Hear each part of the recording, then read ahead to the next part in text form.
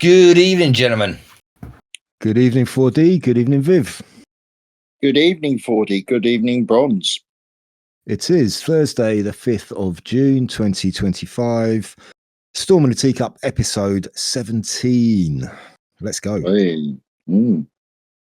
Great that you always say that big bit at the beginning, because that gives me the hint on which episode we're on, because I lose track. Well, I have to look at the date on my computer every time I say that to make sure I get it right. Yeah, cool. So, it's going crazy, isn't it? There were kind of three things which I had in mind I wouldn't mind talking about tonight. Obviously, it all depends on you guys and if we've got the time. One was the whole thing with Joe Biden, the Autopen, the mainstream admission that he was basically a walking vegetable. The other was this thing about this report now in the UK, which is saying that the UK in 30 years will be a white minority country, but I think that's been overshadowed by this whole Zia Youssef resignation from Reform. So maybe those things can tie in together. Yeah. And also, if you've got time, I wouldn't mind, seeing as it's the 17th episode, just to kind of dip our toe into the whole Q thing, a bit more about Q, if everyone's all right with that. Yeah, sure. Yeah. Yeah, I think it'd be wrong of us not to on episode 17, actually. So yeah, I'm fine with that. Yeah. So if either of you guys got anything else specific that you wanna bring up? Well, I've been a bit exercised by the Starmer war nonsense. Oh yeah. Which doesn't make any sense, does it? I mean, with regards to that, because I think some of the reports are now saying that I saw the UN, was it the Security Council, are now talking about getting all their member states to up their defense spending budget to, was it 3% or 3.5%, and because, and I think it was Mark Rutte who's the head of the UN Security Council, or he's in a position similar to that, and he made an announcement about it, and he said, yes, we need to make sure we can defend ourselves, because when we're equipped to defend ourselves, then nobody will attack us. And I'm thinking, who's going to attack us? I mean, I know the answer is obvious in their minds. The narrative they're putting out there, it's obviously Russia, but Russia are not going to attack us. No. This is so crazy. No. I mean, Didn't Putin come out with something? I saw something on Fox News, I believe, where he had wrote something in the lines to, "We have no problem with the British people. We're not trying to have a war with Britain." So why did I see that, or did any of you guys see that? Yeah, that was an official press release from, I don't know, the Kremlin or Putin, saying, basically saying, you know, we're not going to attack you. We've got nothing against the British people. We have no plans to attack you, and we're not going to attack you. You know, it's nonsense. It's nonsense. Yeah. No, they're just continuing to paint Russia as a big bad enemy, and obviously using the whole Ukraine thing is like, well, look, there you go. You know, he attacked Ukraine, and it's so it's tiresome. It's really tiresome now. So tiresome. I expect to hear a report soon that the Russian forces are massing around Atlantis. I also saw Trump was having I'm desperately looking through my thingy to see which leader it was. He was talking to some leader today, President. What was it? Anyway, go on. No, I was going to say he had a phone call with Putin. He did have a phone he call. was sat with a leader, and I forget which leader it was. But anyway, they were talking during this press conference, as he does when he has these leaders in there. And he's I think it's all on purpose to sort of get the public to understand what's going on behind the scenes, but they both were saying how it's quite clear that Ukraine are doing things very underhandedly, and they're deliberately targeting civilians. Very, very fact of matter that they're both bad people, and they've both done silly things. But what's going on at the moment is Ukraine being against sort of normal rules. And yeah, it's really hard to make sense of it all, isn't it? You just can't take anything at face value anymore. It's No. it's all a big mess. I mean, I tend not to not to pay any attention to any story which comes out about that anymore. It's just like, well, you know, I'm not going to believe it, whatever it is. I just read between the lines. Yeah. Sometimes it's very difficult to find out what it is between the lines. But yes, you're right. The two quick things I was just going to mention quickly was Tommy Robinson in the news constantly at the moment again, and I think it's amazing what's going on. And I don't know what's changed, but today getting with the judge saying he's not, or the state are not allowed to silence him. That's a massive win for our side, a massive way, and it's now given him freedom to start talking about why they took him to court. And I noticed he's already started unleashing on all this sort of, and also how clever the guy is in as much as him and his close circle of friends must have known he was going to go to prison. It's obvious. So they must have sort of got together and said, look, mate, you're going to go away. This is going to be really bad. They're going to try and kill you, blah, blah, blah. Your only way out of this is to become a journalist in there, listen to the police officers, talk to the police officers, find out. And I think that was his survival tool. They said, it's going to be really rough. And he's played to that because I unfortunately had to learn torture techniques and stuff like that when I was with the Royal Engineers before we went to Bosnia. So I know the techniques to train yourself to keep your mind focused when you're in a bad situation. So he would have had things like that being told to him, and I think that's what he's done. And cleverly, he's used that against the state on the way out, because he's now said, "Oh, the stupidest thing they could have done is put me in prison, because now I can talk about X, Y, and Z about this, that, and the other." And he's already started talking about police officers getting killed and how the Muslims have taken over the prisons, and so he's frightened. He's thrown it back at them in as much as, you want to put me in prison? Fine, I'll do my work from prison. And they must be sat in there going, right, we can't kill him, we can't get rid of him, we can't put him in prison. In some way, they realise they've lost the battle here. Yeah, I mean, he was back in court today. This is what it's all about. He's back in court today because they've chucked some more charges at him about harassing some journalists. And this was just the first hearing, and that's where the prosecution tried to put a gag order on him, and the judge said no, and he pleaded not guilty, which means he's going to a Crown Court trial, which means he will be judged by a jury for the first time ever. The first time, yeah. And with him being inside as well, I think he mentioned he's just released another documentary. So obviously his team have been working on this. He's been inside. And his team on the outside have been working on this. Obviously, he's not been able to do anything while he's inside. So this is, it's kind of wheels always in motion, I think. And he has come out like just full of fire again. He's chomping at the bit. He's right at it. So it's inspiring. It really is. I've always liked that guy, and I've always felt real downhearted that the way they've made him into a monster. I feel the same about Katie Hopkins. In fact, they're the two people I really feel have had such shit done to them for just being, like me, a mouthy little twat. Yeah, but I mean, if you look at the pair of them, they're both really feisty, and they're putting stuff out there, and they're right at they're right at the rock face. They're right at the they're right at the forefront of the battle. And so all credit to them for that. I mean, Katie Hopkins is just hilarious. She just cracks me up. She's so funny. She's hilarious. She's the hottest little muffin out there. She's the kind of woman that I'm an honest person. You just know that there's a wicked side to her, as well as this lady side to her, and I just think she's strong. I don't think she'd let anyone walk over. I think she'd be great as a partner, actually. I think she'd be a real handful as a partner, to be quite honest with you. good way, I think, though. In a good way. I think that's what I really admire anyone who's ballsy enough to just say, this is what I think, and I'm not going to be shut up about it. You know, both of those that we've just mentioned have got more balls than I'll ever have, and I just really respect them both for it. You know, I think if I was a woman, I'd want to be with Tommy Robinson, you know. Well, I haven't really thought about it that far, but I mean,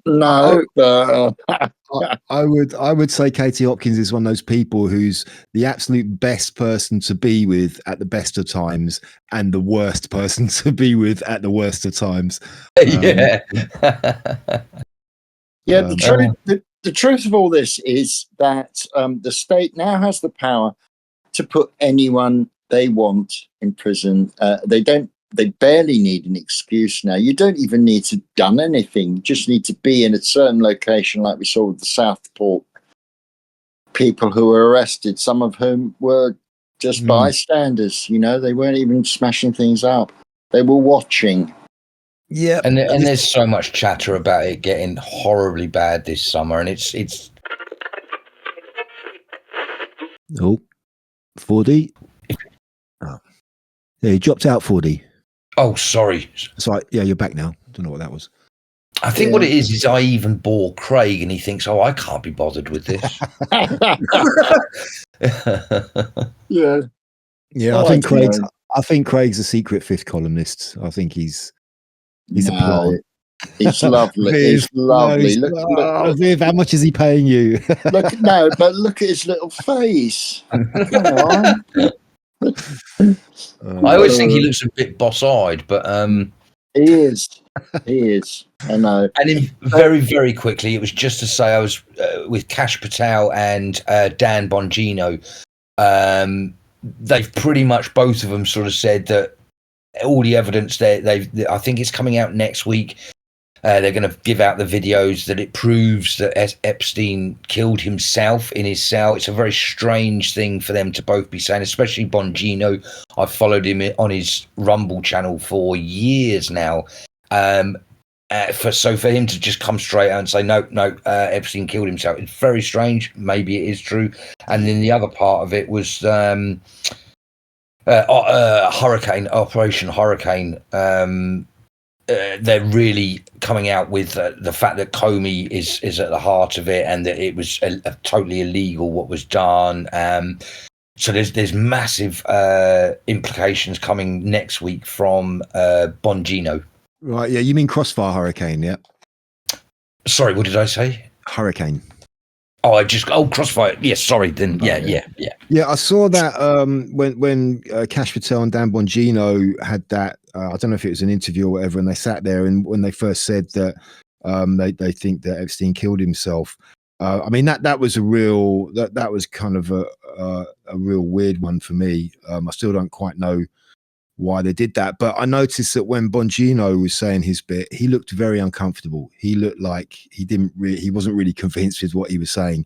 Maybe that was just me, but I wasn't convinced by I agree. I'll agree with you, but he was on last night. He was on not Tucker. What's the other big not Tucker Carlson. He's gone. Not Joe. What's it? Rogan. Not Rogan. No, still sticking with the same Fox News channel. Fox. On the 5 or something like that, or Jesse Waters or one of those. Yeah, doesn't matter. He was talking to the guy that's it really doesn't matter. He was talking to him last night, and he was saying, "Look, I'm friends with." This is Bongino was talking to Hannity. Was it Hannity? Hannity, thank you, right. Thank you. That's it. Okay. And he said, Hannity, I'm a friend of yours. I wouldn't lie to you. And he was even over showing it as if he realised that people like you and I thought he didn't look confident when he was saying what he was saying. And this time he was very confidently saying that. Well, and he actually said at one point, all I'm saying is we have no evidence to the contrary. And he said, we'll give you the video and you'll see in the, I think he said it's 4 hours they're releasing. And he said, you'll see in the 4 hours, you'll see him moving about. You'll see what's going on. No one goes into the cell. No one comes out of the cell. And although you don't see the moment, apparently what you'll see will prove that no one else could have done it. And so, very strange. That doesn't prove anything to me with AI these days. First of all, and secondly, for me, it's like, why are they focusing on this? Why are they not focusing on arresting the people on the list? You know, this is what people want. This is the real crux of the matter, isn't it? And why are they farting around with this? Yeah, let arrest the pedos. Yeah. It's like, you know, what this is like a kind of a complete diversion. It's like nobody's really, you know, why are they trying to prove this and make, you know, really push this, you know, to get everybody to think, try and get everybody to think that Epstein did kill himself. It's like, this is not the issue anymore. It's really not. It doesn't matter. What really matters is bringing to justice everyone who is on his client list, everyone who is, you know, partaking of his services. Yeah, or at least clearing those who were innocent of what was occurring and went along for the ride. Exactly. Excuse the choice of words. Then. It's always been an interesting story, and well, there you go. That leads us on to the Q. It was all about the pedophiles and stopping them, and I hope I haven't been led down a garden path, but I'm still hoping what you just both said. Yes, I want them all done. I want them all arrested. I want it all out in the public more for me. I want people to realise how bad things had got, so that we don't go down this route before. I don't like the hiding and the covering up and the people are too weak to find out. No bullshit. I had to go through finding out, and I think it's a natural cleansing that we need to go through.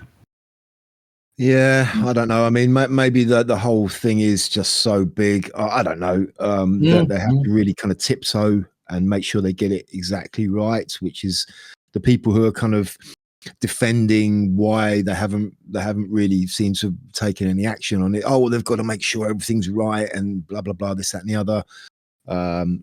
It's really hard to make out. This might be just a kind of a thing they're putting out there to try and, you know, this might be a kind of a placeholder just to keep people engaged in it. You know, because the clamor from people now is like, just arrest the people who are involved. Just arrest them. We want arrests. We want to see the justice. And because maybe they have the process they're doing is very intricate and very complicated, and it's going to take time. Maybe they've just put this out there to kind of give people something, you know, like a bone to chew on for the time being, just to keep them occupied. I don't know. Yeah, possibly. But yeah, I did want to talk about this, as I mentioned, about the whole thing with Biden at the moment as well. I mean, Pam Bondi has announced an official investigation into the whole Autopen thing, which that could be pretty devastating or not, as the case would be. What is the Autopen? Well, it's basically what they use to sign documents, but it's not the person signing it. It's a kind of an automated, way of signing documents, which they say has been used for all of the pardons that he issued right at the end of his term. They said it was all done by Autopen. It wasn't done by him. So he knew nothing about it. So obviously someone else was in control of that.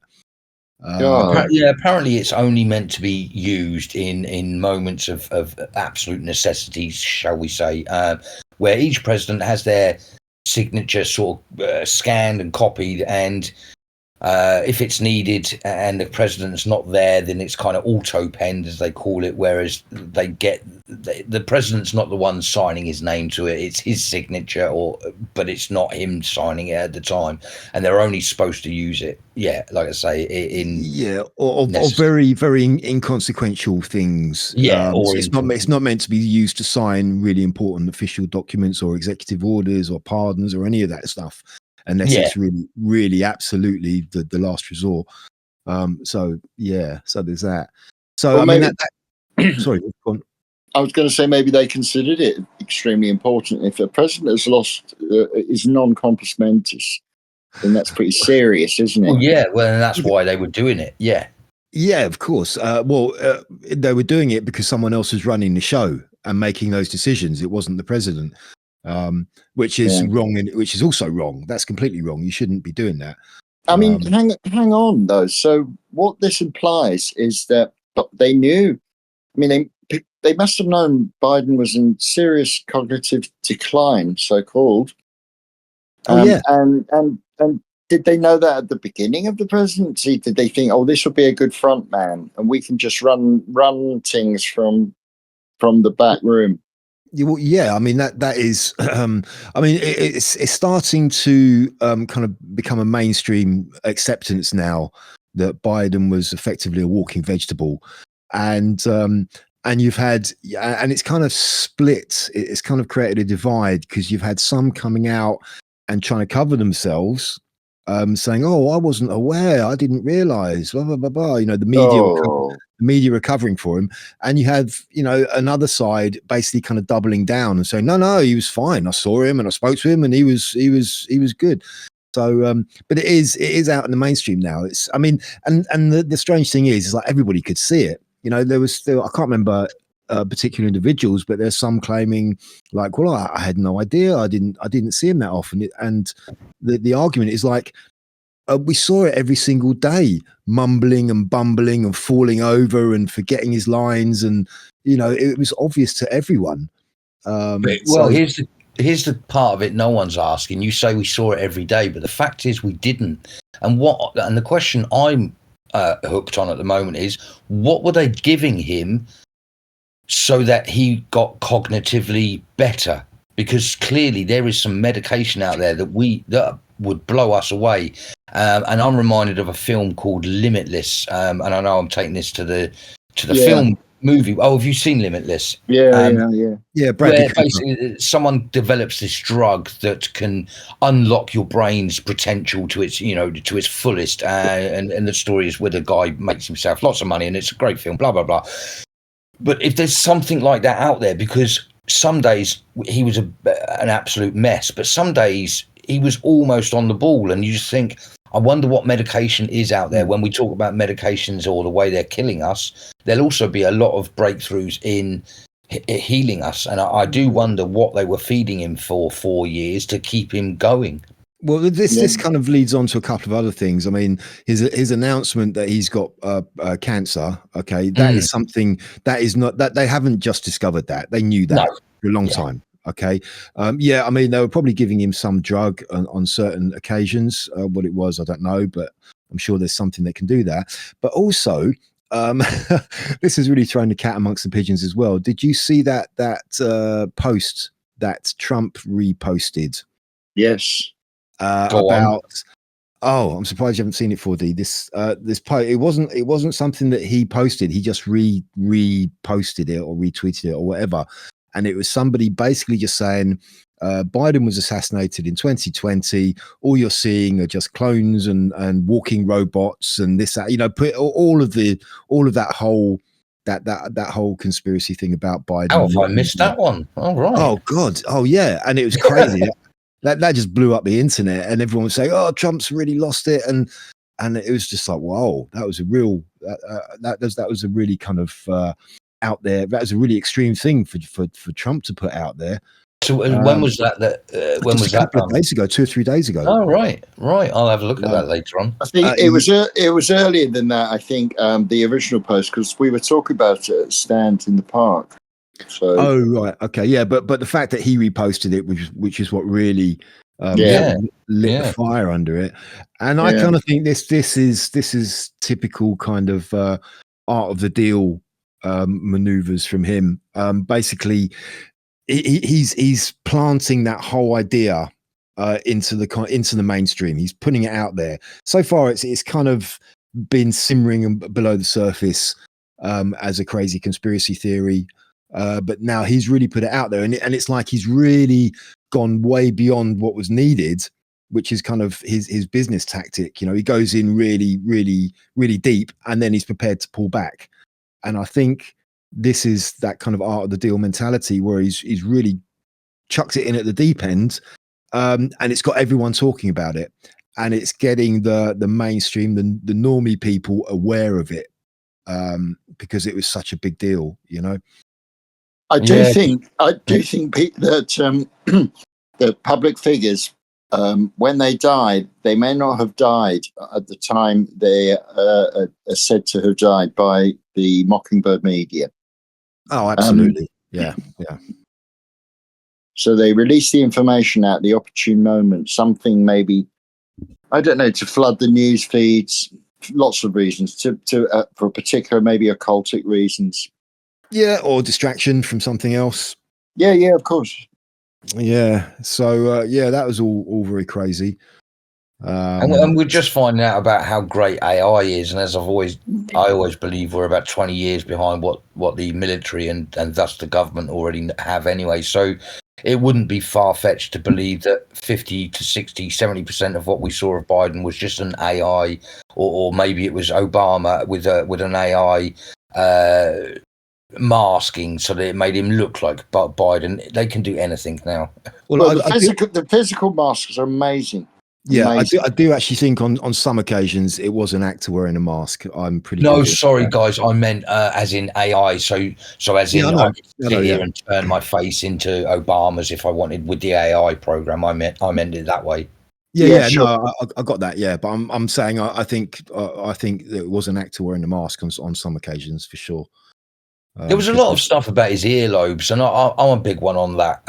I know that was another thing that came out during the Q era, but looking at earlobes, because you're either a lobie or you're a non-lobie, and to have pictures of Biden with lobes and pictures of him without lobes, it makes no sense. It's not something.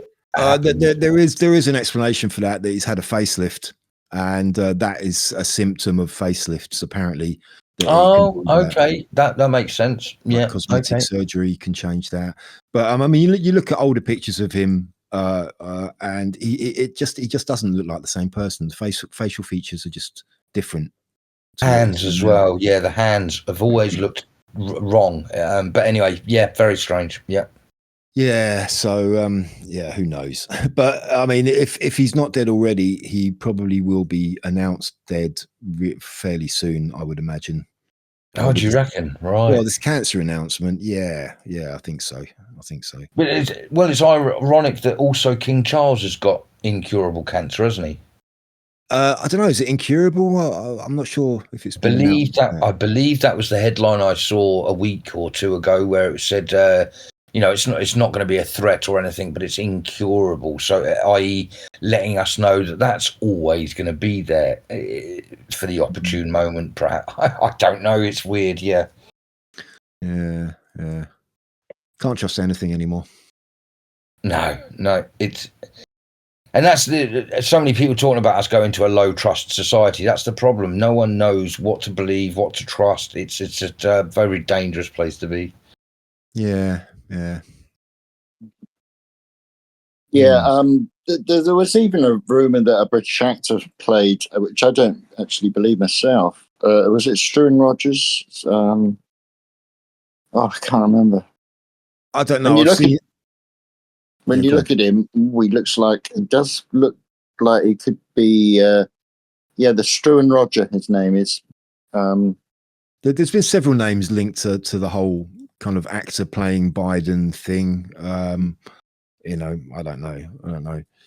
What I do think is that even out with all of this stuff, it's abominable. It's an abominable age abuse. It's a horrible abuse of an old person. Yeah. It is completely. I mean, if you can just imagine like how history will look upon this whole episode, if you go 50, 100 years into the future, I mean, this is the United States of America, one of the superpowers of the world, one of the biggest and greatest countries in the world. And this was the president, the quote unquote president. And it's not like in the olden days. We have social media and we have the internet now. There is so much evidence now of this whole period. it's going to be crazy looking back on this time. I'm sure if things do improve, it's just going to be unbelievable that this person was actually the president of the United States. Yeah. And even bringing it back to our tiny little country, obviously we're not as important as the United States of America, but the turmoil that's been in our political pictures for the last,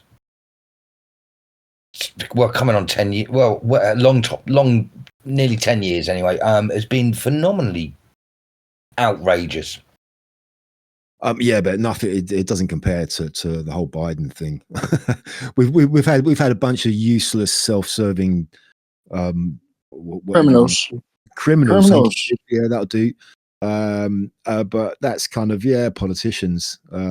But we've not had anybody on the level of Biden and all of that. Skullduggery and shenanigans and manipulation and lies and deceit and all the rest of it. I worry that it's only because we don't know so much about Starmer yet. I wouldn't be surprised if maybe 20 years down the line we're all saying how bad he was. I don't know. Yeah, but I mean, he as bad as he is, he doesn't come across as someone with cognitive decline the way that Biden did. Certainly not in such. No. But the wickedness, I suppose, I'm just sticking with. I suppose. Oh, right. Yeah. I think I don't think he'll go down in history as a major figure in British politics. I don't think he's. No. No. I mean, there are suggestions that, in some senses, he's there to destroy the Labour Party, which is an intriguing idea.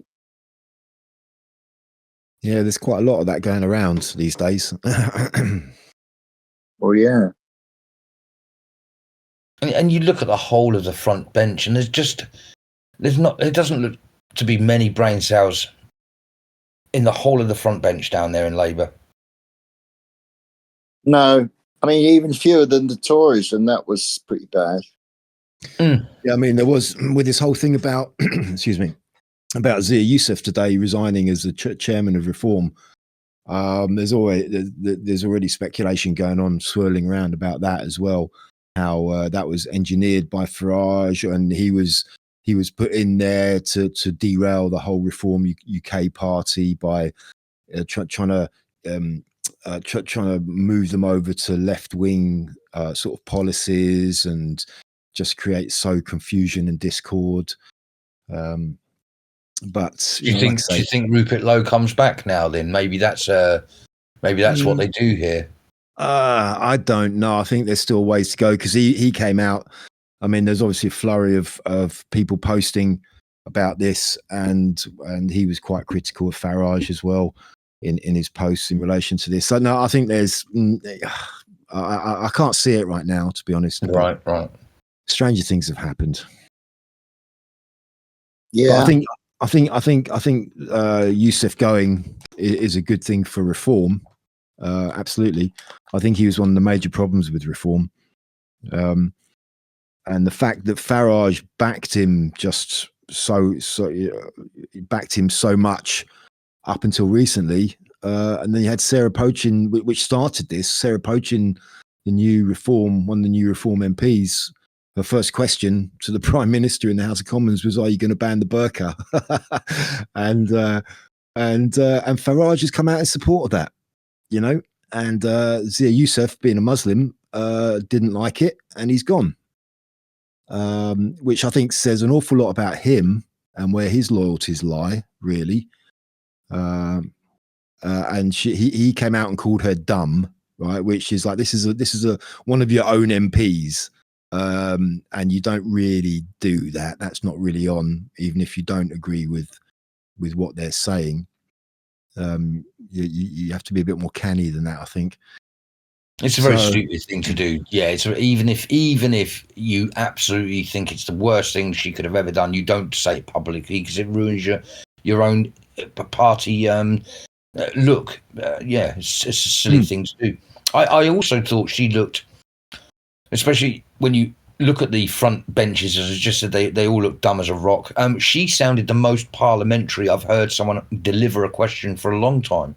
She sounded very statesmanship, very confident, very, very old, very Margaret Thatcher-esque, I suppose, in a way, but just very. You don't get these just strong, well-spoken questions like that much anymore. Yeah, did you see Starmer's response? He completely ignored the question and went off and started criticising Reform's spending policy. He completely sidestepped it. Completely. I get so angry when I watch PMQs. I really should stop watching it. I know you guys laugh at me for watching it. Yeah, I know. And there goes the laugh. But I do like watching PMQs because I like to get to see the body language. As I've always said, I'm a body language person. I like to be sat in front of someone and discuss something. That's how I learn from them. I'm looking at their body. That's how I've always done stuff. So I like watching PMQs because I like watching the demeanors in there. But I get so fucking angry. He never answers a single question. And I know we all argue about how politicians are dodgy, but it's every single question he never ever answers.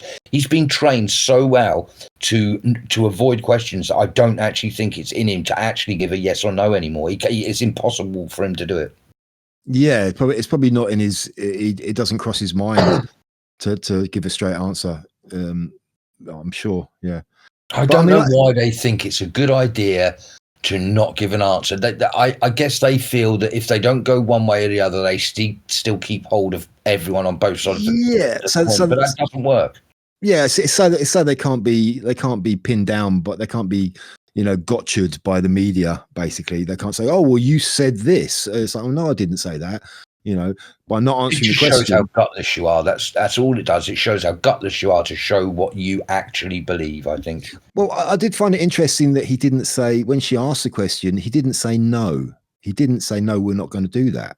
He could have said that, which would have been really in line with what we expect of him and the government and their policies, but he didn't. He just completely sidestepped it. So that was quite interesting. Yeah. So we have sort of kind of linking to this in a little way. We have this report out that Britain will be a white minority country in 30 years. Probably even the way things are going. Yeah, it's entirely possible. I mean, I've been reading a lot of books about immigration. I want to get to the bottom of this. I want to understand, not just the sound bites and people saying, "Oh, send them all back," and what is actually going on? What is the point of all this? I'm still going through Paul Embry's book, which is very, very good, on the whole immigration thing. It really is. He's very balanced, but it's got to a point in the book, and the book has been great so far. I've hit that section though. He's starting to big up the state, and I'm thinking, you know what, Paul? He's a socialist, so he's going to say that. So I also started as well Douglas Murray, the Strange Death of Europe. Again, very good on statistics of immigration, about projections and how projections have always been wrong in the past. So when they're saying that Britain will be a white minority country in a certain number of years, it will be before that. It will be before that. Yes, I think that's an overestimation, personally. Considering if we consider that things don't change, if they continue the way they're going, that may not be the case. Of course, things can always change. How much does it matter, really? It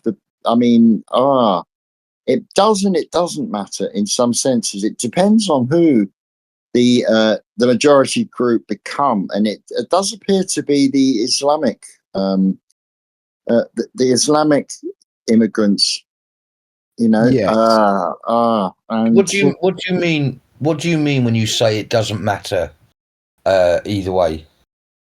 Well, what I mean is that if the culture of a country remains unchanged, then it matters less than if the culture and the actual what makes up the country is removed. Well, the culture won't remain unchanged, though, will it? I Yeah, mean, that's what I'm saying. Yeah, that's we're what I'm saying. I mean, if the immigration was from I don't know. I don't want to give an example. I can't necessarily think of one, but say Hindu or Sikh, things would be a bit different, wouldn't it? But why would it's really puzzling to me. It's really puzzling why Muslim immigration is seems to be privileged over other forms of immigration. I mean, are the Chagos Islanders, are they allowed to immigrate, or Yeah. is they've Well, lost their homeland and they've been in exile? Is there anything about them, or And the other thing is that, yeah, that's kind of what I mean in a sense. It's like people used to say, "Oh, you know, Jews are coming in; they'll change the culture of the country," but they didn't. Well, they didn't really. Not majority of Jewish people. They're just living amongst people, and you wouldn't really necessarily know they were Jews, although they are classed as white. But I think Um, you're mixing up what we're talking about here, in as much as we've never had a situation where as many people are coming on a no, daily basis, on a oh no, long-term daily basis. So oh yeah, this is very if we imagine culture, and so for instance, we can say things like culturally, England is a curry eating type country. Now, curry oh, isn't English, but as a natural yeah, slow yeah, progression, yeah, our yeah. culture adopted eating Indian food, and there's nothing wrong with that, because that naturally slowly happened, and it slowly happened to the whole country as a whole, not in pockets. But what we're talking about now is, Correct. Yeah, correct. Yeah, is you're it's bringing been in about so many people, 300. It's been about 300 years, and curry is now. Yeah, and most people like it. Most people eat it. But and yeah, of that's the course. difference. Is we no one has a problem with immigration. No one has a problem with anyone around the world. It's just that what we have a problem with is that right now, or for the last 20 years, what's being done is unnatural, and it's having a detrimental effect, because different cultures have completely different views of the world. Well, you cannot come together with those clashes. You'll just have fights. So well, Yes, it's you will just have what's happening fights. now. You will certainly have fights. That's undoubtedly true. I just worry as well. Like, there's 2 points. That there are integrated Muslims, but there's this wing, this radical wing, and they are. They seem to be mental to me. They seem to be absolutely mental and very weak. And weak people are very dangerous, very, very dangerous. yeah, If you can't accept that our tradition of free speech, free inquiry, is unacceptable, and you try to shut people up, not by arguing, even not by ignoring, even, but by killing them, then we're in trouble. We're in serious trouble. well, I think the biggest point of this, I mean, first of all, that report talked about Britain being a white minority country, and I don't think that's really the issue. I think it's not about race; it's about culture. I Mm. think if and yeah, it is the Islamic culture, which is the one we're talking about, and I think if it was if it was I mean, I personally think it is incompatible with our way of life and our culture, and they are being. It's not just this group who want to take over. It seems to be the establishment as well are encouraging and helping that, because they're being protected, they're being encouraged, they're being financed, they're all being helped by I the establishment. entirely, I entirely blame the establishment. I entirely blame the Mm. government. I don't, I don't suppose that. I don't exactly blame the immigrants, because, for me, the other point I wanted to make was the small boat invasions has been mentioned in mainstream media quite a lot. You know, oh, it's up by so and so. Look at all these people, but that's quite a small group, really. You know, it's visible, and I think it's been allowed for many, many reasons, particularly finance, particularly money. We look at corporations such as Serco and G4, and these sort of, they're outsourced organizations, NGOs, pretty much more or less, who are making millions of pounds from the small boat invasions. And I call them invasions because I believe that's what they are. No, the majority of people are coming in through airports. I think there's a deeper aspect to this, Viv. When you say you were trying to understand why this is happening or why this is, I think it's because the no one wants to contemplate that the whole Georgia stones were real, and that they did want to reduce the population of the planet by 95%. They did want to get us down to 500 million, and the immigration was a massive part of it. What it is they were trying to persuade the West that we were overpopulated. You know, all these floods of people coming in. Oh my God, the world's in a bad place. You've got global warming. You know, they were trying to frighten us with all the different things to almost get us to to say, yes, please help us. We're surrounded by people. The earth is dying. It's heating up. We need your help. They were hoping that's the way this was going to go. So that the massive displacement of people, I think, was to try and persuade us that we were overpopulated and there was going to be a reason for us to have to cull the human race, shall we say. Maybe this was the backup plan if the COVID vaccine didn't work, and we kind of believe the COVID vaccine didn't work. So maybe this is like the B plan was, right, flood them with people, pretend the world is in turmoil and there's too many people, and we'll start euthanasia. You know, we already know they're changing euthanasia laws. So if you put all those puzzle pieces together, I think it's all still to do with they want to bring the population down to 500 million. They're not doing very well because the population is rising massively, and it's driven by immigration. Yeah, it's not the Western white population though, but No, I mean, indeed. it's I think it's I think it was done also. Another factor to it was to destroy Western civilization, because Western civilization was the major barrier to them achieving their goals. Yeah. First of all, and also another way of looking at it, if we were talking about maybe sort of Hindus or Sikhs, for example, and we were concerned that the Hindu culture was going to overtake the British culture or the Sikh culture, and we know that wouldn't happen because that's not intrinsic to their culture. That's not, you know, where it does seem to be to the Islamic culture. Okay, would it still be the same issue if it was Hindus we were worried about, or if it was Sikhs that we were worried about? I think not. I think not. Why? Well, certainly in Sikhism, there is an idea of universal brotherhood, and in Hinduism, they are what you call, the religion is syncretic, so they'll have Christ in there somewhere. They just draw in all gods. Yeah, but I'd disagree. Personally, from my point of view, yeah, I think it'd be the same, because the point of my argument is this is England. This is a Christian country. I don't care who thinks it's racist. I don't care who thinks it's wrong. I really don't care. This is a Christian country.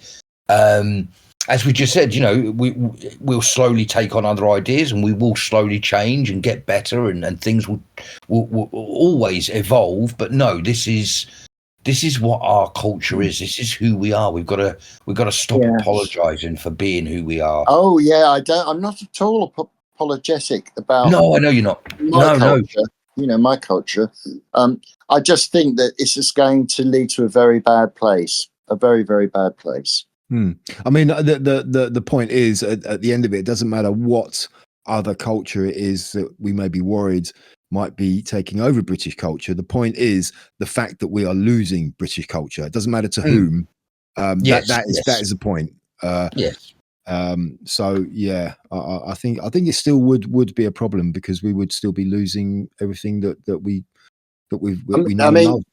I mean, when you take the example of the Huguenots, who came in, but were invited in, they were Protestants in France who were driven out by the various religious pogroms and wars, and so Charles II invited them. They came in. There weren't that many really, and this is my point, is about integration.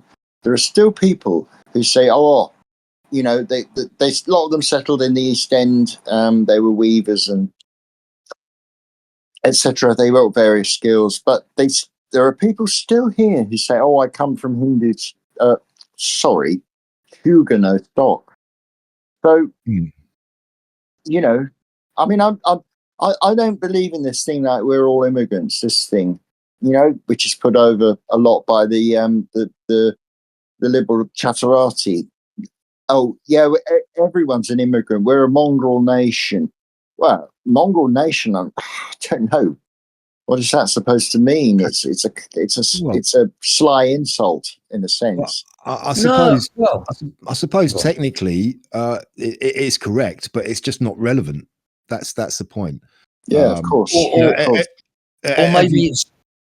Or maybe it is relevant. Again, it doesn't matter. That's our culture. It's who we are. Even if someone says I'm a mongrel made up of many cultures, absolutely, and that's what makes me English. And I still don't see it as someone putting me down. That is who I am. No. Oh yeah. I know, but they're using this as to say that we're a nation of immigrants, but we're not really. The Huguenots there weren't very many Huguenots. There weren't very many Normans. I mean, how far back are we supposed to go? Neanderthals? Are we supposed to go back to Neanderthals? Well, we as Englishmen, we always say we're proud of our Anglo-Saxon heritage, but the Anglo-Saxons were from Germany. The Anglos and the Saxons, they were German. So before that, we had the Celts and the Romans. It doesn't matter. I know. It becomes ridiculous, doesn't it? I mean, are the Welsh actually the true English? I mean, maybe the Welsh and the Cornish, maybe because they were pushed out west when the Anglo-Saxons settled in the east. The Anglo-Saxons came and settled in the east of England and pushed the Celts, the original Britons. They pushed them west down into Cornwall and into Wales. So quite possibly. So how far are we got to go on this? What my point about the Huguenots is that integration can take an enormous number of years. So from, what was it, 1681, you got still people who say, I'm from proud Huguenot stock, and they're talking like that, mate. Yeah. Well, I mean, it is, like I said, as an argument to saying we're a nation of immigrants, to try and put down this nationalistic sentiment is irrelevant, because, like you say, we are, but so what? It doesn't matter. It's not relevant to what we're discussing now and what we're trying to preserve. We're trying to preserve the result of that over centuries. So, indeed. So, yeah. And also, when we're talking about the erosion of our culture, and we're making it a religious erosion of our culture, but let's not forget that since the 60s, I put most of the blame on America ruining our culture. And because since the 60s, they've dominated TV, they've dominated the internet, and they've brought their culture to the rest of the world. And we are more... we are worse off for a lot of the American cultures. We are more sugar-filled. We are getting more fatter. We are... there is a lot of things I blame America for. And obviously, everyone knows I'm a big Trump fan, and I love Americans, and I do love them. And I do think they're our sons, as it were, that we spawned off, and they took what we had and made it better and started America. I do genuinely believe that. But... there was a lot of crap they pushed out to us since the 60s with flower power, drugs, all sorts.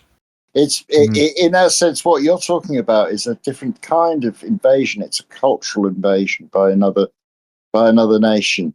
I do take your point. It's corporate consumerism, isn't it? That is what has kind of been detrimental to us. Yeah, because America's business is business. But of course, there are a lot of wonderful Americans. I'm not slagging off. Of course, I'm not. God, I don't even have to say this. I'm not slagging off, regular American people. Not at, Oh no, not none of at, us are. at all. No. But we have to. It's a shame that we have to make that point. It is. Yeah, true. No, I think being, we say all these nations that owned or ruled the world at different times. It was because they had something. And when we ruled the world, it's because we had a great navy. What America had is they dominated the TV, and that's much more powerful than an army or a navy or the other things that have brought the Romans up. And they were able to push their Levi jeans out to everyone in the world, or their Coca-Cola or their Pepsi. In fact, most households, every corner of this globe, will be dominated with American products. Indeed. Cultural products mostly. Cultural products, music, of course. Music influences. Children, teenagers would have been influenced by the music from America, the movies from America, the sitcoms from America. Well, I can remember. Even the very name teenager is an American invention. Yeah, exactly. Yeah. I mean, I can remember when before we had any of these fast food places in England, which was obviously came from the USA.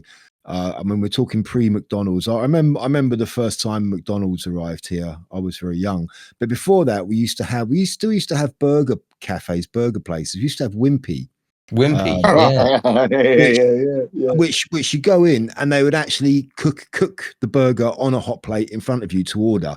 It wasn't all of this, and you'd still get a knife and fork. I know it was a very British version of exactly. We had our version of it. Yeah, it was almost like a cafe, just a normal cafe, except they did burgers and fries, and they cooked it when you ordered it rather than it being under a hot lamp sitting there for 2 hours waiting for someone to buy it. And I would presume it was also a lot more nutritionally beneficial as well. It's funny you should say this. I was thinking about this the other day, actually. Yeah. And then McDonald's came along, and it was swiftly followed by all the others, KFC and Burger King and all the rest of them, and everyone's just addicted to it now. You go past any one of those places anywhere. They're on the high streets all over the country, and they're always full. They're always busy. People just eating shit. I know. I was thinking about this. I was walking along, and thinking, well, hang on a minute. What did I used to do in the early 80s when I was a kid? And there was none of this. There was none of this, really. We didn't have a McDonald's in this small town, but we did have lots of chip shops. We did have other sorts of so-called fast foods. And they have pretty much gone, I mean, everywhere I look, there's Turkish kebab shops. These are major things now in small towns, in really small towns. Your fast food stuff, you're going to get a kebab. Yeah, kebab, burgers, chips, and it's all crap. Yeah. I grew up in Portsmouth, and I can still remember having my chips out of ink-filled newspaper, and I love it. Yeah, I love it too. I love it. Yeah, I mean, we used to have loads of little independent greasy spoon cafes. Your eggs and your bacon, your fry up. They were everywhere. They were the places where you went to eat. That's exactly right, and that's exactly what I was thinking about. I'm thinking, right, where can I go get a full English around here? I can't. Well, you probably find somewhere. When I was learning to drive tanks, again, a lot of civilians don't think about the fact that soldiers have to pass a license to drive tanks. And when you're in England, you have to drive up the normal roads and learn to drive a tank. And it is quite frightening when you take a big tank on the A3. So my story is, I was going to say, we used to go up and down the A3 learning to drive 434s and CVRTs, small tanks.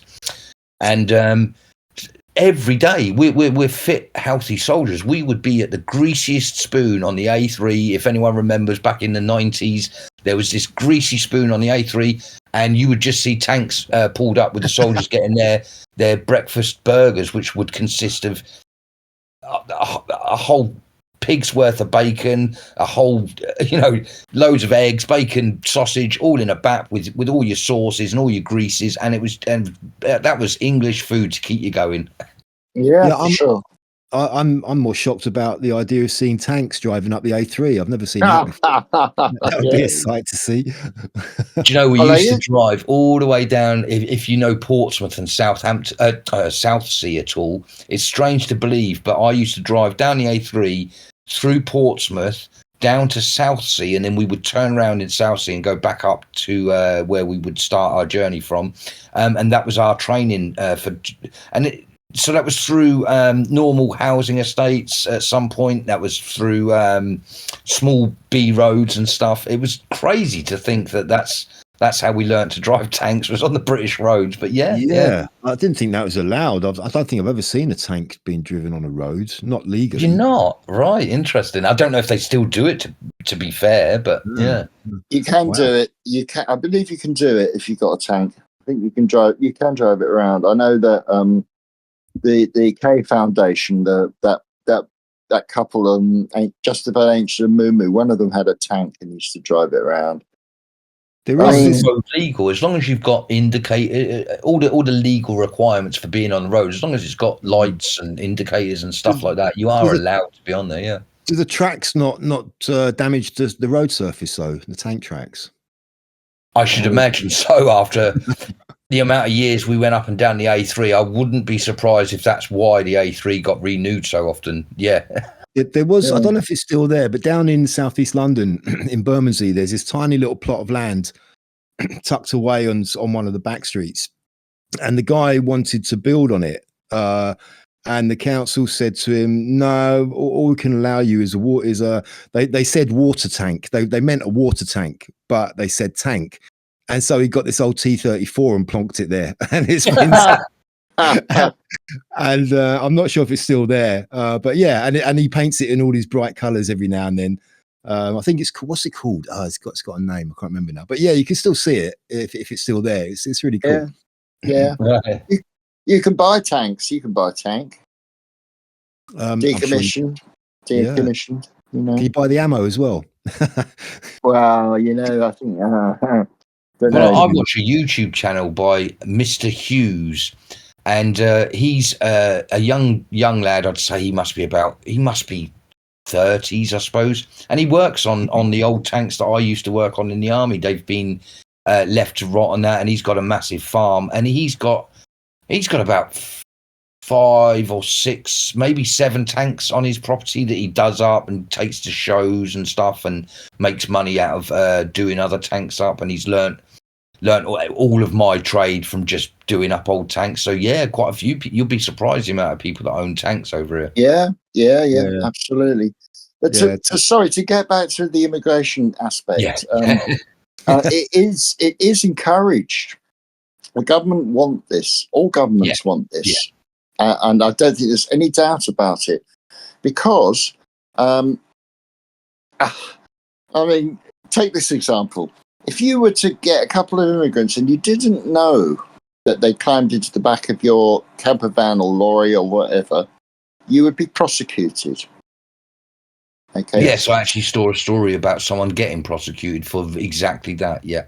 So why aren't the border force prosecuted when they meet the French vessels ferrying these small boat immigrants over? Why aren't they prosecuted for bringing in illegal immigrants? It's just optics. It's optics. Yes, it's optics. Of course, Look, we're trying to stop them. We're prosecuting them, these lorry drivers. So it's all BS. Of course, and it's probably at the point now where the likes of Starmer have put he's got his fingers in so many cakes in the illegal manner that now there's so many things running, he can't actually stop it all anymore. He's in a situation. Oh, excuse me, sorry. He's in a situation where he's damned if he does and he's damned if he doesn't. Now he's at such a. Well, he can't because he's not in control of it. He's just been told what to do. That's all. He's just taking orders. Yeah. That's why. Well, the thing is, a lot of this is driven by is, of course, the legal system, but also the number of agreements, arrangements, treaties, whatever, that have been signed with globalist bodies. So you've not only got the European Court of Human Rights, but you've got the United Nations and a lot of other bodies. These have been signed and put into law without our consent, of course.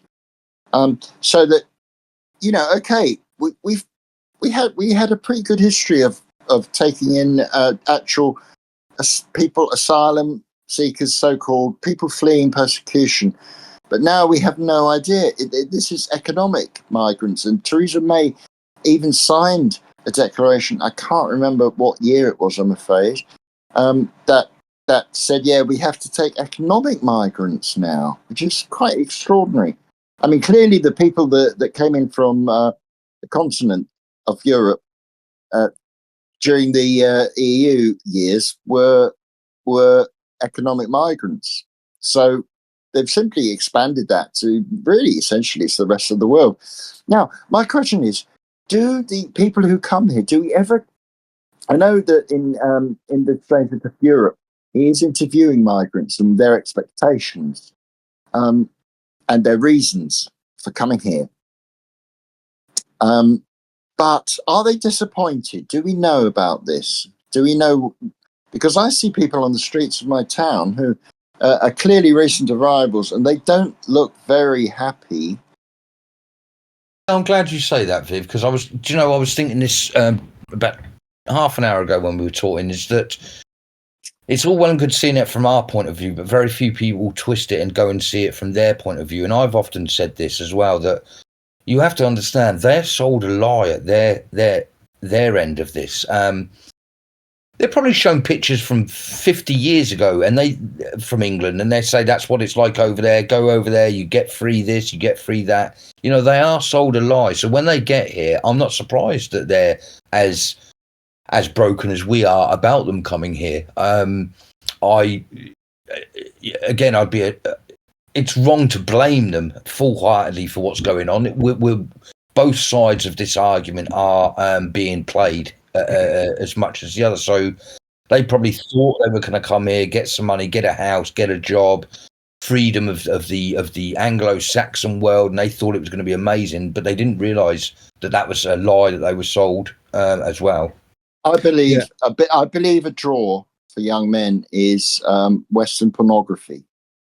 Well, yeah, I think I don't think they're really sold an image of this country 50 years ago. They're just showing pictures of girls on a night out wearing mini skirts and heels and having a good time, and then they're told, yeah, don't worry, just go over there, chuck your passport away. They'll give you money, they'll give you somewhere to live, they'll give you a home, and get your teeth fixed. And there's all these women, and I think and that is kind of partly to blame why a lot of them come over here and are so abusive to women over here.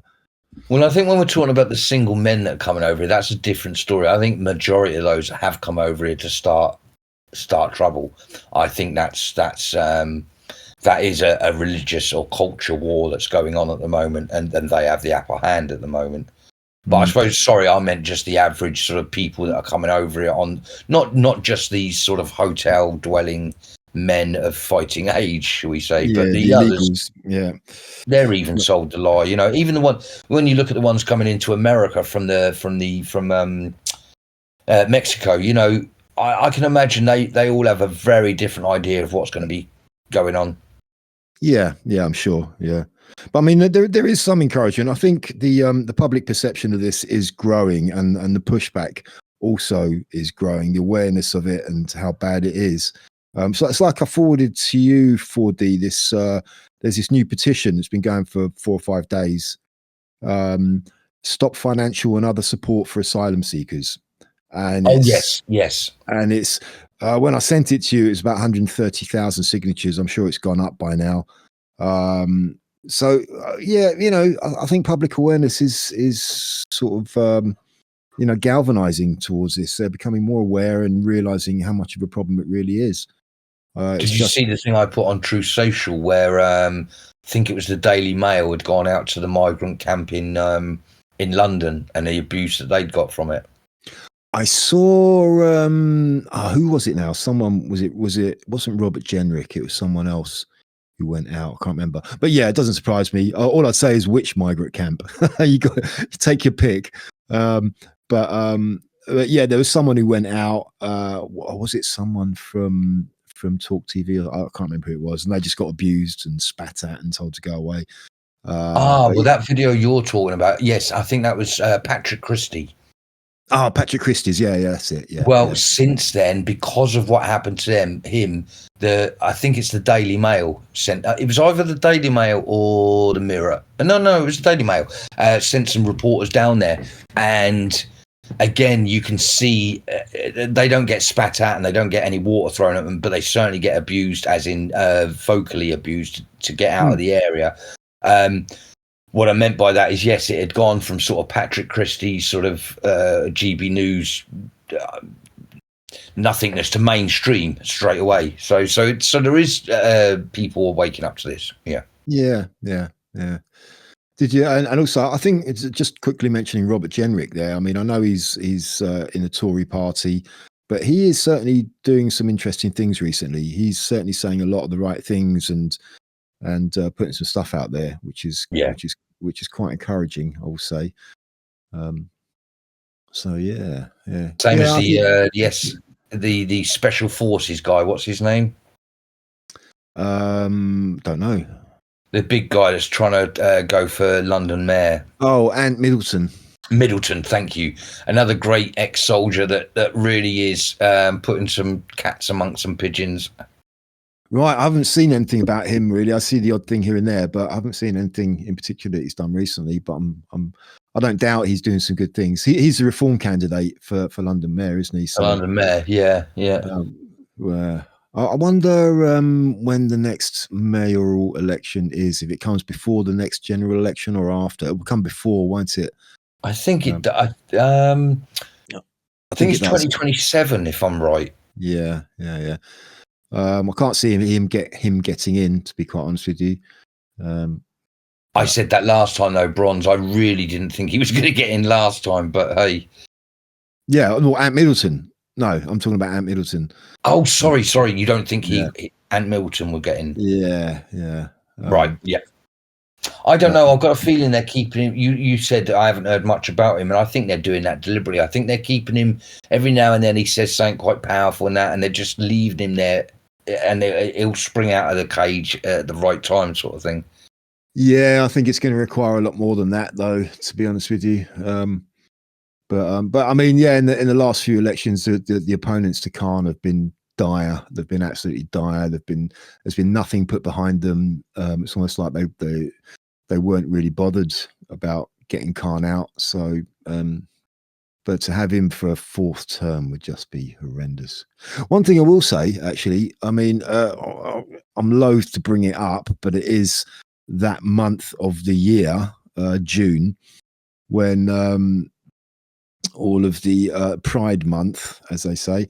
And normally the whole of Regent Street is decked out with all the flags all the way down from the beginning of June. And nothing is that has not materialized yet this year.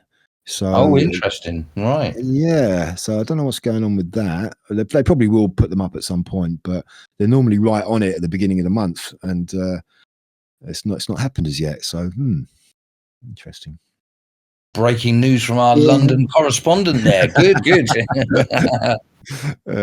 Yeah. But anyway, but I mean, as for Khan, he has said he doesn't want a. He's not going to seek a fourth term. Amazing, he's got really? 3 terms. Well, that's what he says, but he's a politician. Yeah, he's probably got a higher office in mind. I think he's planning to run for the Labour leadership. Yes, I do. I said that last week. Yeah, I mean, the next contest is the last one was 2024. Next one, so therefore 2028, I believe. Yeah, and the next general election is 2029, isn't it? So yeah, it will. But okay, well, if he's not running, oh God, who else are they going to put in there? So he Diana. says. So he Yeah. says. I honestly don't know. I mean, we seem to do right in London when there wasn't a mayor. So you know, Absolutely. Yeah, they only reintroduced it back in the 90s with Ken Livingstone, and everything was fine before then. And it's like, why do you need to do this? It's just been everyone since him has got progressively worse. Not saying Belgium was fine without a government for a couple of years. But generally, what is the point of a mayor? As you say, there's no point in a mayor. We've got government in London. You don't need a mayor. Exactly. It's just another level of bureaucracy, another layer. The mayors are very important, though, in the globalist plan. The C40, the C100, the Council of Mayors, of whom Sadiq Khan is actually the head at the moment. They are seeking to expand the globalist tentacles. In East Anglia, there weren't elections this year because they're talking about making a larger administrative centre. They're saying, well, there's no point in elections because we're just changing, the administrative area. But mayors are very important, and they will be carefully chosen, carefully placed, and elected, even if two men and their dog turn up. Well, I think your first two descriptions there, carefully chosen and carefully placed, sum it up. I don't think elected comes into it after those two. No. We know that it doesn't really matter in a so-called democracy. Democracy meaning the rule of the people. We don't rule this thing, honestly. Yeah, well, democracy is basically mob rule anyway, isn't it? It's not really all it's cracked up to be, I don't think. Yeah, two wolves and a sheep voting for who's having what for dinner. Yeah. Anyway, Q. Oh yeah. Have we got time for that? Yeah, we got 15 minutes before we start wrapping up. So yeah. Because you're the least knowledgeable about Q, or you Correct, went into it. correct. So it's not. I'm not into it. I'm just don't. I've got other things. I can't look at absolutely everything. No, absolutely no. So I was going to say, what is there anything about it you'd like to know that maybe me and Bronze could? Well, I'll tell you what I know about it very quickly. It started with a series of posts by an anonymous individual, or apparent individual, and they're cryptic posts, and they've continued and stopped a while ago. Again, I'm unclear about the dates when it started, when it stopped, and if it has indeed stopped. The idea behind Q is that there are so-called white hats, which essentially translate to the good guys, who are working behind the scenes. Am I? Is that a fair? Fair? Pretty much. Yeah. I mean, I was just thinking it's because it was like since end of 2017, Q started posting, and then the last one was sometime in 2022, I think October. Yeah. November, and I'm thinking, because I keep seeing it's just relentless. All of the anons keep posting deltas, like on this day Q posted this, and they keep relating it to some event which is happening at that time. And I kind of think the longer time goes on, the more redundant the Q deltas become, because Q is not posting anymore. So if people every day of every year keep on posting deltas and relating them, linking them to something that's happening, it's like, well, this is just wearing out. All of these Q posts can't relate to every single thing that's happening every day. Do you know what I mean? Yeah. And it's I mean,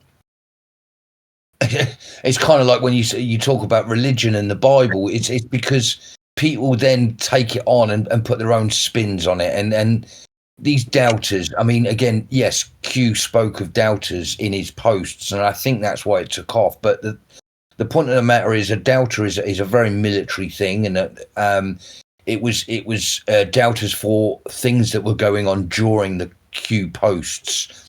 I do get into. In the early days, I was watching the doubters, and then I was thinking, oh yeah, something's going to happen now. So I was into it myself, but I did realise quite quickly that no, I think that part of it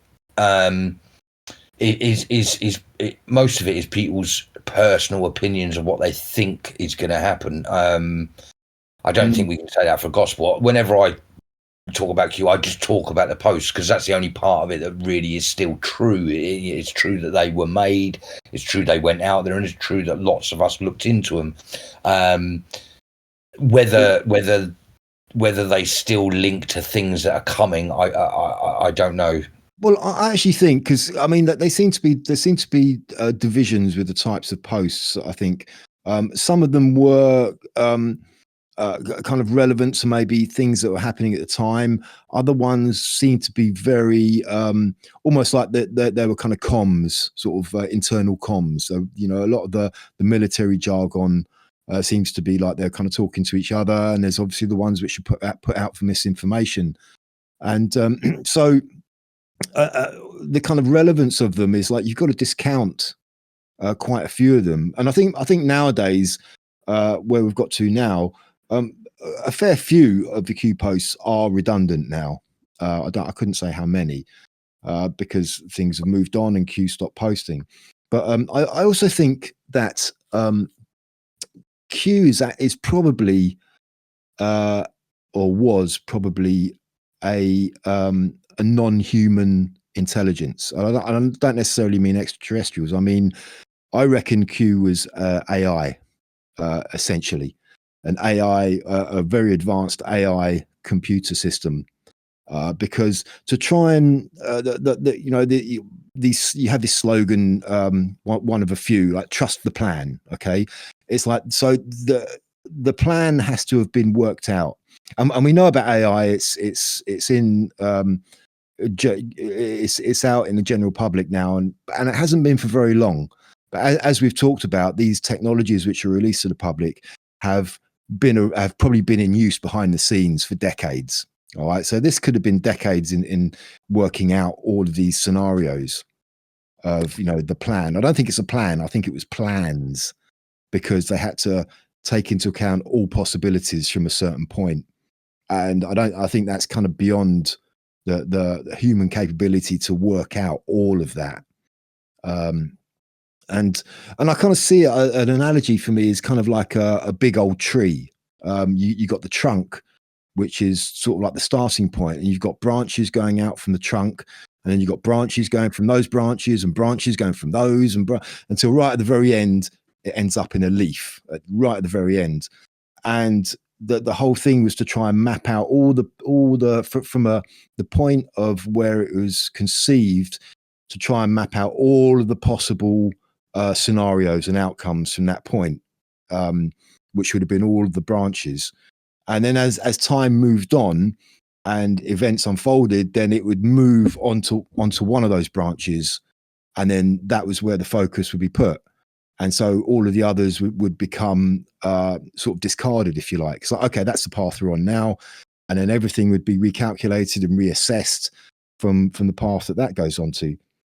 Until eventually the end game is like getting to the leaf, which is, the whole, where hopefully everything is going to, the outcome of everything. And the thing about nothing can stop what is coming. Okay, I think that's a very clever and kind of quite vague slogan as well, because it doesn't really specify anything, and it's kind of common sense. Nothing can stop what is coming. It's like saying we all know we're going to die, but we don't know when or where. Do you know what I mean? It's you can't specify it, but okay. But it's kind of like a rally cry and a morale booster, and it's kind of saying, yeah, we're going to end up at one of those leaves on the tree. There's thousands of them on this tree, but we can't tell you which one because we haven't worked out. We don't know which path it's going to take. We've gamed it all out, so we're looking at all the possibilities and the probabilities, and we're just seeing which way it goes. Right. Interesting. So you see it more as binary ones and zeros coming up with the best point of action, best. Oh, right. I mean, I don't see it like that, but that's the first time I've thought of it like that. So I've never thought about it like that. You're saying essentially, then we're talking about really advanced granular data modeling. It's basically. Yeah. Sort of but basically taking in all of the information available at a certain time and then gaming it, working it all out, all of the possibilities, all of the probabilities, which to me is kind of beyond a small group of humans to do. And this has probably been going on for decades anyway, behind the scenes. So it's all been mapped out, and like the military expression, the plan doesn't survive first contact with the enemy, which means it constantly has to be revised and reviewed and updated. And I kind of think once the plan takes a certain direction, takes a certain branch, then it's like all of those other ones can now be discarded. Okay, boom, they're gone. And some of the drops originally may have been referring to all of those other possibilities. So that's what I mean by some of them maybe now have become redundant because the path has moved along a certain way, and it's none of that is relevant anymore. So as new events occur, yes, I see they'll go down certain paths, predicted paths, which have been mapped out by the advanced AI. What could we call it? Yeah, it's a model. It's modeling, isn't it? I suppose in your scenario. Yeah. And also in every system there are variables. There's random variables in every single system. However small the probability is, they still exist. They probably will never happen, but they still exist. So I mean, I don't know what level this AI may work on, but I mean, we're probably talking about quantum computing, which is all sorts. Is that a thing yet though? Quantum computing. I don't know. This is me. I'm just kind of. No. That's fine. That's very interesting. I mean, the conventional idea about quantum computing is it's close, but not there quite yet. I don't know. I don't honestly know. Which means it probably is there. Which means it probably is there. Yeah. A couple of weeks ago, we were talking about the moving atoms from one point in space to another. So, I think there's a lot to behold, actually. But I think the thing that always baffles me is that Q was talking about the deep state, this idea that there was a group of people that owned the world in as much, and that this group were that powerful, they could start wars, stop wars, they could move people, they could change the stock exchange. They basically ran our life. They were our gods. And what I always sort of lay awake thinking about is how Q spawned into existence, whoever Q is, whatever it is. Because if we're talking about an entity that was so rich, so powerful, it owned the world, could see everything everyone was doing, it had sort of cameras everywhere, CCTV, everything that we kind of know, it owned whatever we call it, owned all of that. Somehow a group of rich, powerful people on the planet came together and were able to beat this system. I often think So you've said maybe it was AI, but all I'd say is I've often thought, who was this group? How did they get to the stage where they could get information out to us without the deep state, whatever it is, stopping them? And even to the point I was thinking of submarines, and if you had your own server on a submarine, if you were rich enough to be Elon Musk, you could have your own submarine with a server. You could be constantly traveling the world so that they could never find out who you were, where you were, and that would be my idea of who Q was. It was someone that was in a, but I mean more of a broader idea of how the heck you can even beat something that sounds so unbeatable. Well, yeah. Well, you say it sounds unbeatable, and I think that's the key. The fact is, it never really controlled the world. Otherwise, we wouldn't have any of this going on now. We would be completely locked down and and have no free will at all. But I think True. obviously this has happened over a long period of time, and it's happened very slowly, very methodically, and they've had to understand the system to know how to get around it. There's ways around every system, this is, I reckon this project is a long time in the making, and they've had to tread really carefully. They've had to know the enemy, like I say, they know the enemy's playbook. They know the playbook. I truly believe this has been going on, or this part of it, this Q that we're talking about. I think this has been going on since JFK's assassination. I think, yeah, at least again, there's too many coincidences that Trump was his son's best friend. His son went missing with his wife and the dog, and all the stories about JFK Jr. and all the good things we know about JFK Jr. I'm of the age that he was big news in the 90s when I was a youngster. So, and then the mysterious way he went disappeared, and then now Trump being in power and always talking about JFK.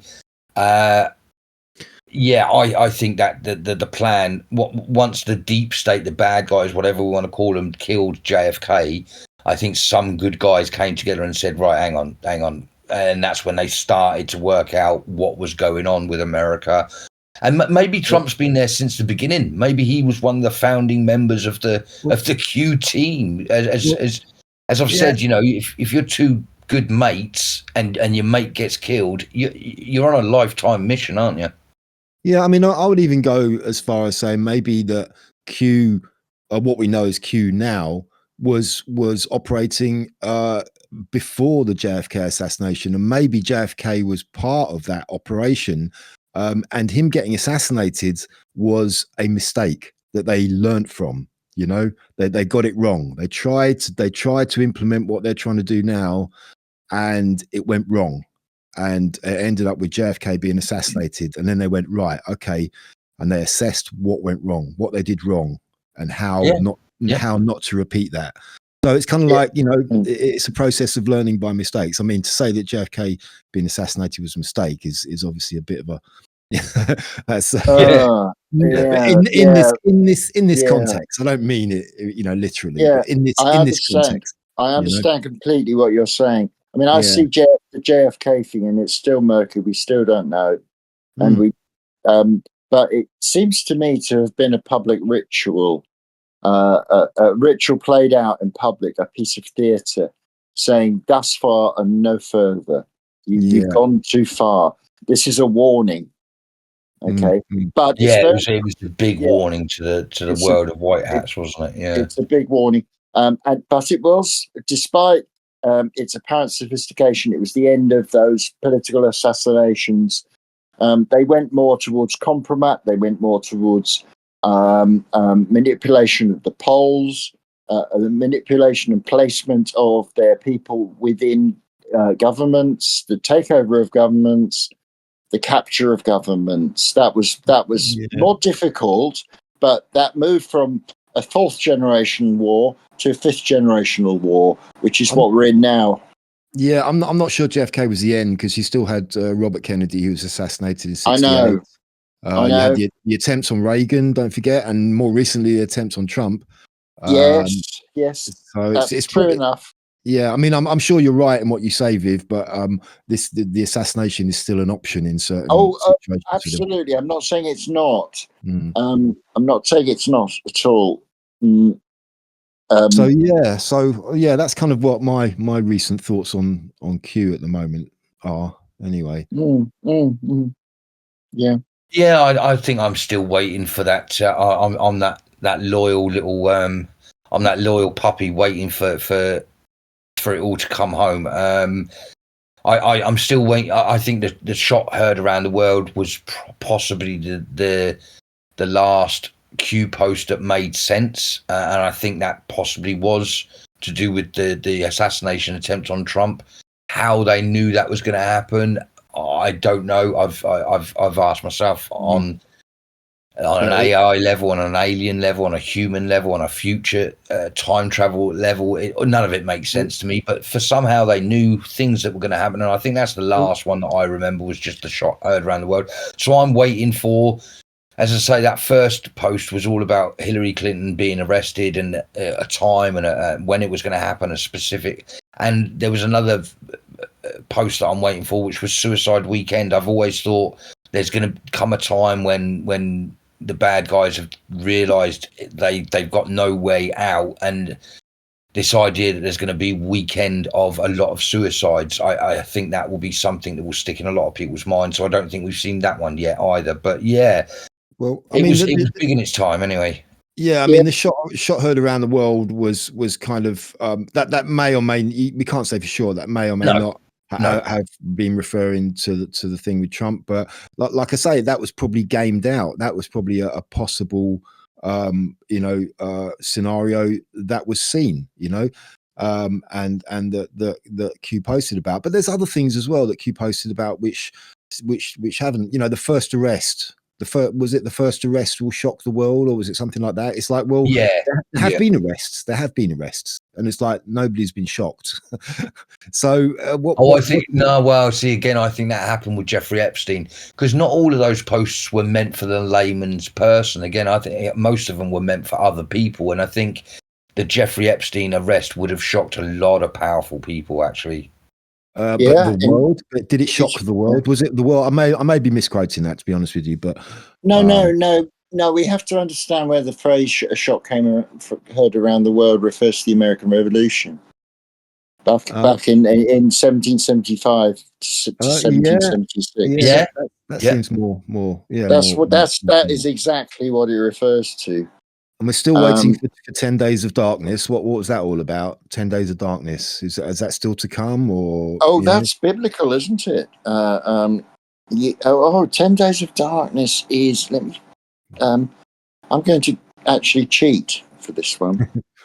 And also quite interesting. I cheat all the time. That's all right. Well, I don't like doing it too much. I like to keep my memory going. And another interesting aspect for me is the spiritual aspect of the Q post. There's a lot of talk about God and prayer. Yes. And the very last one was quite heavily talking about DNA. And the very last word, or the very last post, was ascension. Yes. Which is kind of which has religious connotations to it. It's like Jesus ascended from the tomb, or on the third day, and it's got that real spiritual sort of aspect to it. So that is quite intriguing for me as well, that whole aspect of the whole spiritual side of things as well. For sure. Yeah. I must admit, I started getting more. I probably started getting more religious because of the Q posts, in as much as I remember my therapist is a Christian. She would bring Christianity into a lot of it, and I know back in the day I would get very angry about that. And I don't know why, but Q sort of made me look more into the spiritual aspect of what was going on and start to get a bit more calmer about it. Yeah. Well, that makes sense. I've just found this. Continue. Sorry. I'll tell you in a minute. Yeah, I just want to add to what you said there, Fordy. It kind of makes sense to me. I mean, you're massively into Q, and a big part of Q is a religious and spiritual aspect. So that seems perfectly reasonable to me that you would have come round a bit more to that way of thinking. To the metaphysics of the whole thing. Yeah. And I think it was needed. Yeah, I think sorry, just before you do your bit, Viv, I think it was needed for a lot of us, because I think on this side of people that had their eyes open to what was going on, there was a lot of anger with us because we'd seen what was going on. And I think whether it's true and there actually is a spiritual level to it, or whether it was done to keep us calm and it certainly put me in a state of, right, I'm not going to be angry and violent about this. I'm going to think about the godly or spiritual, aspect of this. Yeah. 10 Days of Darkness. I knew what it was, but what it is it refers to the book of Revelations of St. John of Patmos. It says, "Do not fear what you are about to suffer. Behold, the devil is about to throw some of you into prison, that you may be tested, and for 10 days you will have tribulation. Be faithful unto death, and I will give you the crown of life. How very interesting, right? So that's a biblical term coming from where? Viv? Revelation, last book of the Bible. Book of Revelation, last book of the Bible. Yeah, see that makes more sense to me rather than being an actual 10 days of, like we're going to lose power, we're going to lose light for 10 days. That seems more that seems to make more sense to me. The devil is about to throw some of you into prison that you may be tested. I was just going to ask you about that aspect. Yeah, so the devil's going to throw some of you in prison to be tested. That's a very interesting line. Yeah. Or J6 has come to mind, and obviously what's happening here comes to mind. Tommy Robinson and all this. Yeah. Connolly and Peter Lynch and a load of them, So why was it 10 days? Do you know, Viv? Is there a significance to that? I don't know. I see that the having looked that up, I see there's a post from the Anti-Defamation League. Not a post, rather, an article saying 10 days of darkness from the glossary of extremism and hate. Whoa. The 10 days of darkness refers to QAnon's prophesied period of unrest. Does it though? That will correspond that was kind of the idea. Well, it hasn't. No, it hasn't. That's just someone's opinion. That hasn't been. Well, yeah, it is. This is the whole point. It is. That's right. It is. It is. The blooming ADL, which has become this. From starting to protect Jewish people, it's become the Anti-Defamation League. It's changed into something else. They're saying the prophesied period of unrest will correspond with the storm, which has led to vivid speculation about any news story or event referencing 10 days.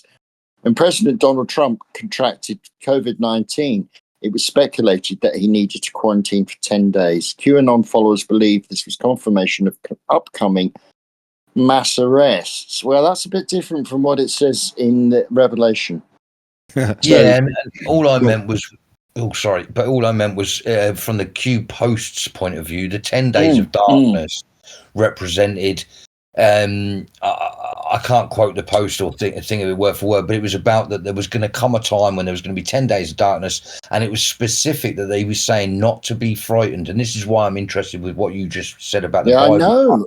I know. Because the 10 days of darkness were that something terrible was going to, we were going to think that something terrible had happened, and there was going to be 10 days of darkness, and the message was not to be frightened. It's going to be for 10 days, but the light will be on the other side. And now what you've just said from a Christian point of view is exactly what Q was saying. So maybe that is what it was all about. Yeah. For 10 days you will have tribulation. Be faithful unto death, and I will give you the crown of life. I've always thought the internet, I still think it today. I think my understanding of it was, I thought the internet as a whole was going to close down for 10 days, because I thought to myself that would cause utter chaos. And so I did think that was kind of that was my idea of darkness. Right. I mean, I think a lot of stuff in the Bible, there is numerology. There is also numerology. I don't quite know what the 10 represents in this. I dare say it's symbolic, not literal. We've become a very literal society, but the Bible speaks in metaphors and symbols and numerology, and much more than what is apparent on the surface of the words when you read them. Requires a bit of imagination and thought, doesn't it? The Bible, you can't just read it straight off the page. No, especially Revelation, which I'm studying at the moment, and wow. It's unfortunate I have to do this, because I personally, I'm at a very interesting part of the conversation. Maybe we'll have to carry this on for next week. But we're kind of after our time, and I feel like we'll just rattle on for another hour. So we should kind of stop here, Rich. Well, I mean, it's such a big subject. It's one of those things we can dip in and out of as time goes by. Let's sort of. Absolutely. Put the lid on that one for now. Finally, the meaning of the number in the Bible, as I've just found, is it's not necessarily the true meaning. 10 indicates God's authority over mankind and the divine completion he made. 10 commandments. Well, God said 10 times in Genesis 1. So I don't know. Okay. Well, anyway, shall we move on quickly before time? Yes, indeed. Yes. Before we all turn into pumpkins. Yeah. Yes. Well, yeah, Victoria Wood. To be quite honest with you, I don't have a lot more to say about Victoria Wood. So I would say after maybe for next week, can we maybe think about choosing a new one? Yeah. It's up to you guys, unless you got something more to add. Yeah, I think I chose Victoria Wood, so I'm gonna bounce it back to one of you two to bring someone next week, I suppose. I think it's Viv's turn. I chose Sid James. 4D, you chose Victoria Wood. So Viv, the ball is in your court. Paul Whitehouse. Oh, yeah. Sorry, who? Paul Whitehouse. Paul Whitehouse. Yeah. I'm okay with that. I'm all right with that. He's possibly the greatest character actor of the last few years. He's in Harry Enfield's. He started off in Harry Enfield's show. Then he went on to become, again, in Harry Enfield's sketch shows. He got his own sketch show. And then he went on to helm the Fast Show. And he's gone on to do other. But as a character actor, he's just, I think he's unparalleled. Oh, he's superb. Yeah. Sorry, before we get maybe get into Paul Whitehouse next week. Has anyone got anything else to say about Victoria Woods? No, except that it's good that we highlighted her because she's become a little bit forgotten. Yeah. Okay. Well, no, I was just going to quickly say I looked into it a bit more, and I actually ended up pulling away because I realised that she had a really sad childhood. There was a lot of really. I think I'm glad we talked about Victoria Wood because I got a new understanding of how much sadness she'd had from her childhood. Actually, I knew that.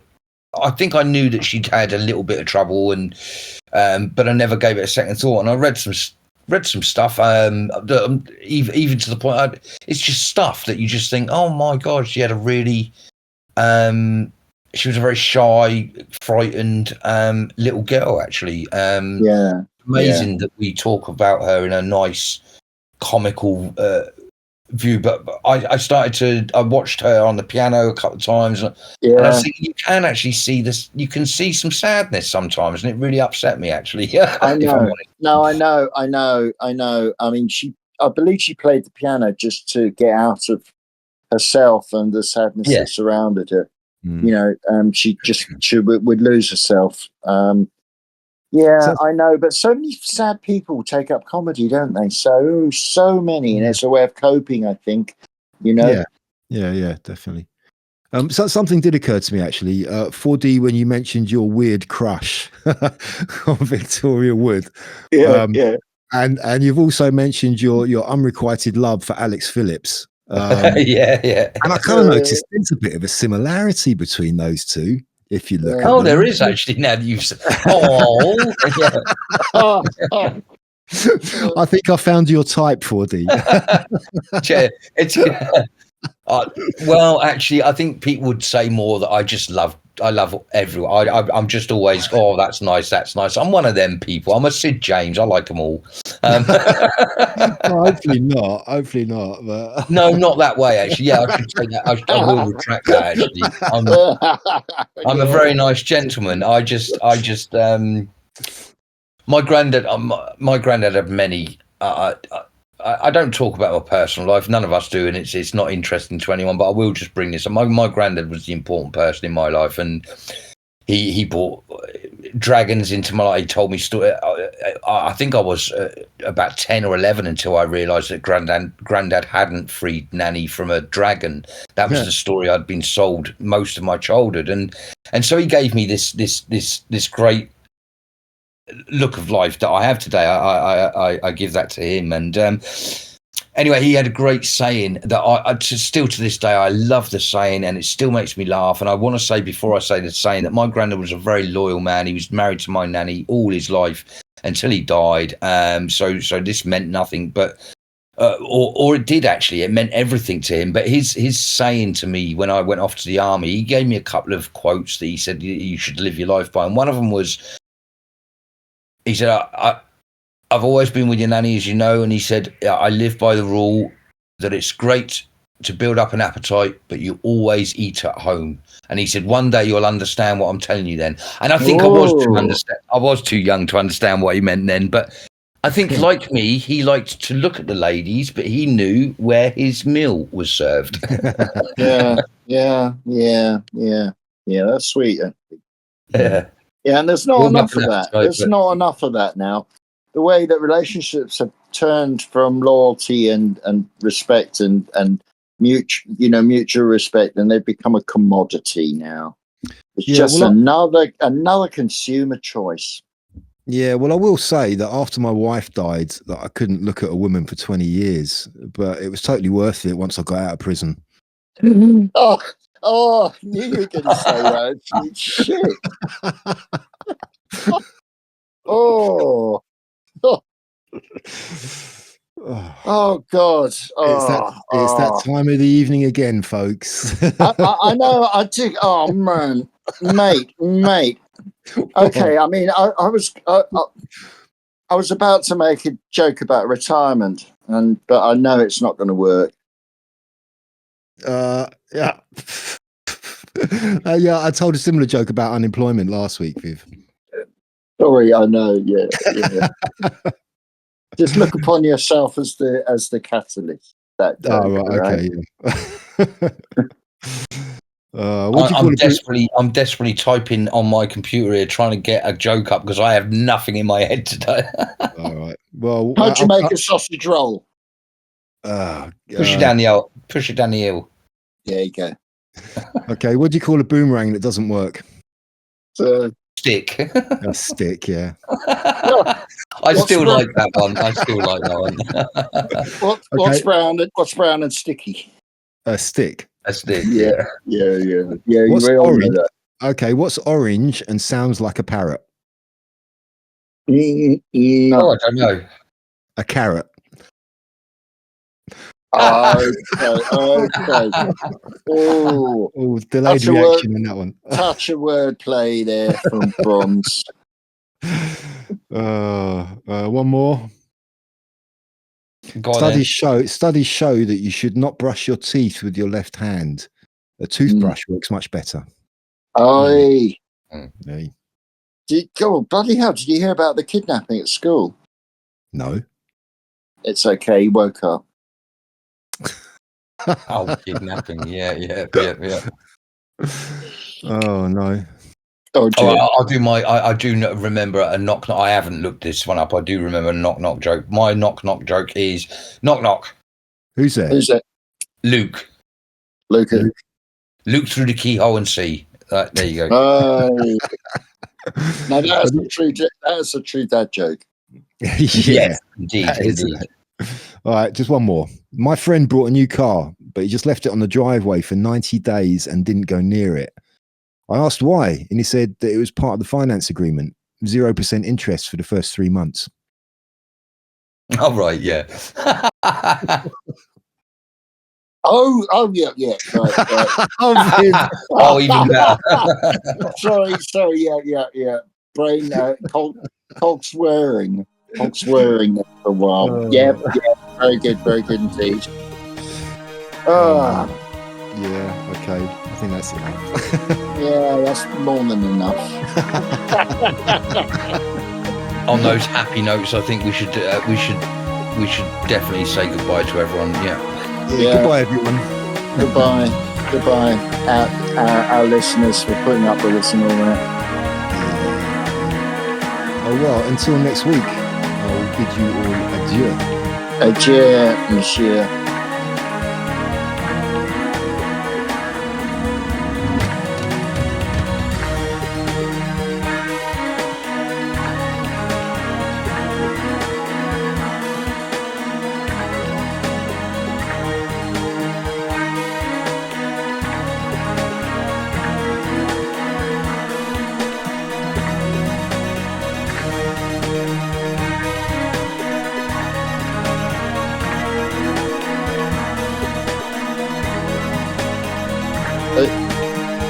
I'm not doing this. Auf Wiedersehen. I'm not doing this deliberately. I Goodbye. can't stop. What was that? I can't stop it. I'm not doing this deliberately. Hold it. Yeah. Adieu. Adieu.